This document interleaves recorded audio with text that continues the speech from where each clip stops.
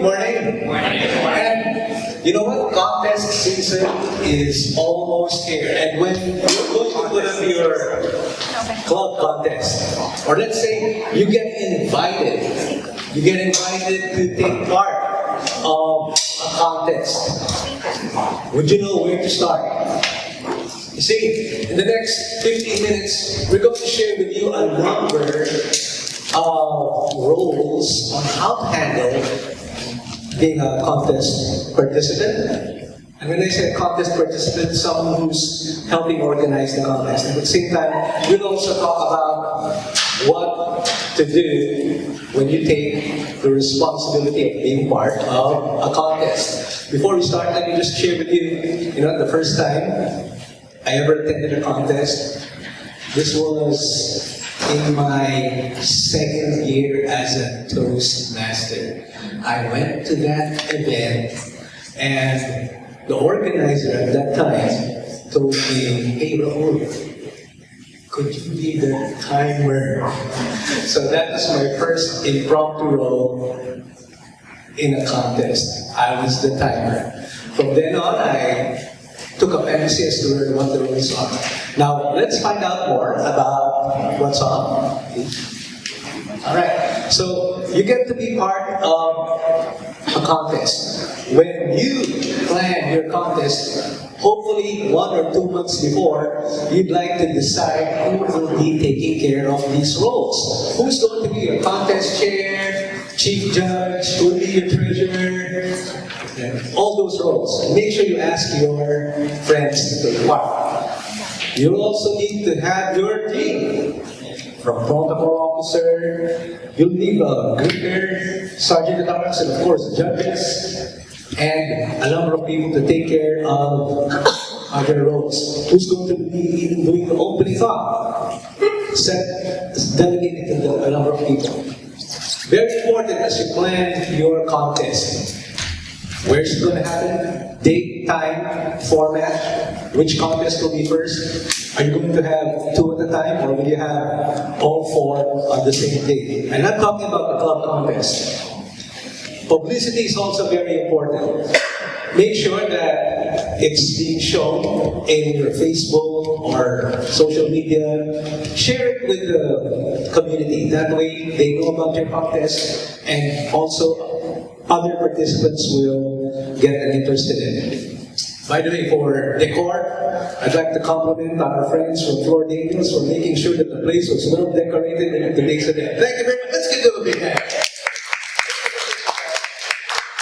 Something that's with the theme doesn't have to be too festive. And I really appreciate the effort that you placed. Very important also in a contest, the food. Believe it or not, sometimes some people just go to a contest for the food. I've seen it happen. They usually ask, I wonder what they're going to serve. Are they going to have sandwich? Are they going to have pancit? Things along those lines. So, guys, when you organize it, put some attention on the food. Now, in other contests that I've been to, they have raffles. I've been in 2 contests. It's a good way to raise money for funds. Sometimes they have these raffle tickets, they sell it at a bargain, and well, I had the opportunity to win some nice wallets from China. Very good.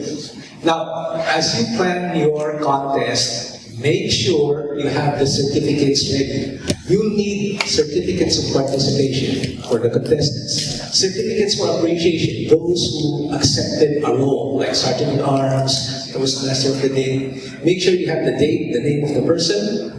That's all there. Trophies, very important. You'd like to delegate that to someone who's going to make sure that the trophies are ready. What's going to be written on the trophy, as well as the name of the contest. And make sure you also have gifts for those who participated, like the chief judge, the judges, etc. Very important when you organize your contest, you'd like to know who your chief judge is going to be. And make sure that you have all the forms ready. Later on, we're going to have a mock contest. We have the forms ready. That way, you have an idea as to what to build there. Later on, we'll find out more about the judges. Our chief judge is the one who briefs our judges, the timers, as well as the sergeant at arms. And he also makes sure that all the ballots and timetables are in place. Another important thing is the contest master.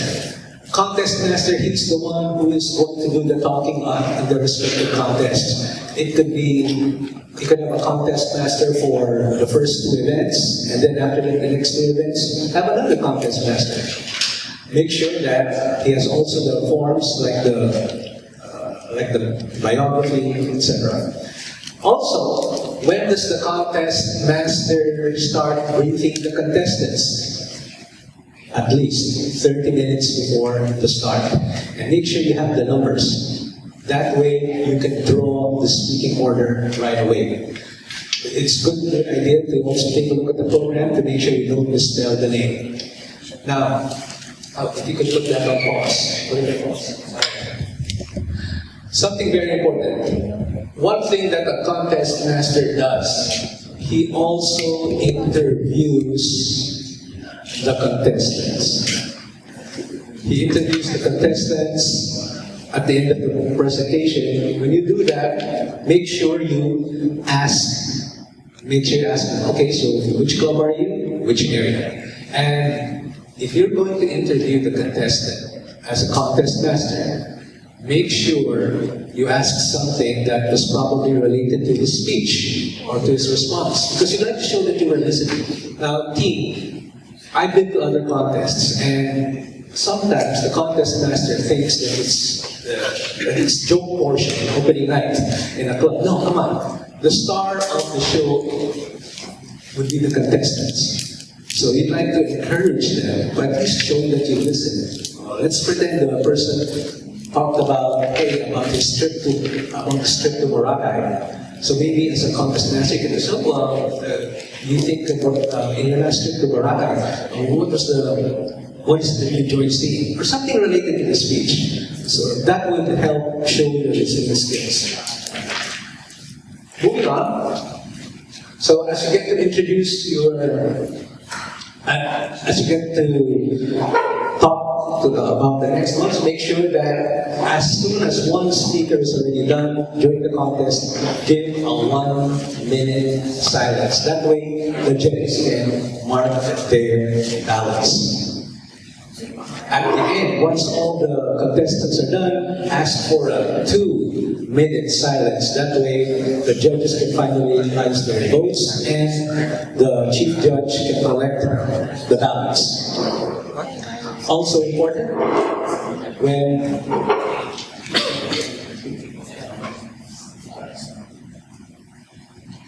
so we were talking about interviewing the contestants. All right, moving on. As the contest chair. Now, the contest chair, this is the person who organizes the contest. Most often, he is going to follow up with the team. We'll be asking, all right, have the trophies been on order? Who's going to be part of the contest? Which clubs have committed? So there's going to be a lot of follow-up, especially from your contest master.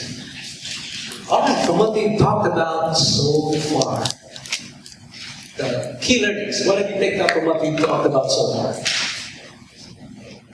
Please, Cassie. We have to prepare at least 1 or 2 months before the contest. Right. Now, team, as the contest, when you have the contest master, this is usually a club contest. Usually, it's the vice president for education. In an area contest, usually it's the area director. In a division contest, usually it's the division director. If you can't take that role, delegate it to someone. But definitely, you need 1 to 2 months to prepare. You're going to assign different roles to different people. Please don't try doing it yourself. Don't try doing everything yourself. Because if something goes wrong, there could be a lot of stress. I'll share with you this experience. One time, when I organized the contest, I didn't have someone to take care of the venue.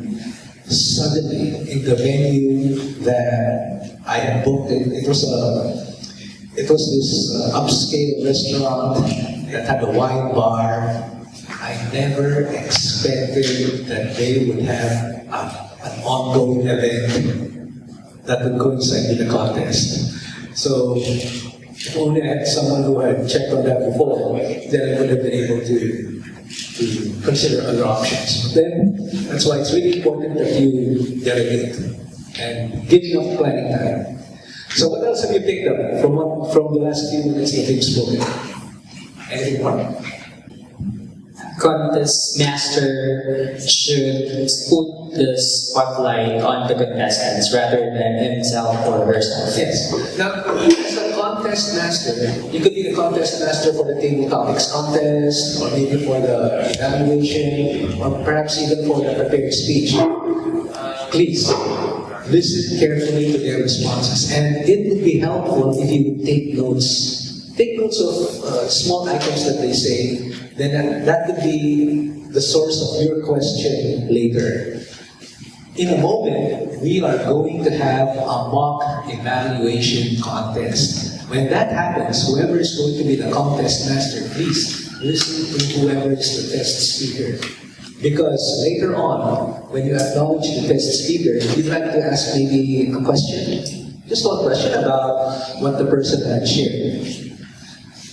And when we do that later, during our mock evaluation contest, whoever are the contestants, we will take them to a holding area so that, they won't be able to pick up anything extra from our test speaker. All right, thank you very much.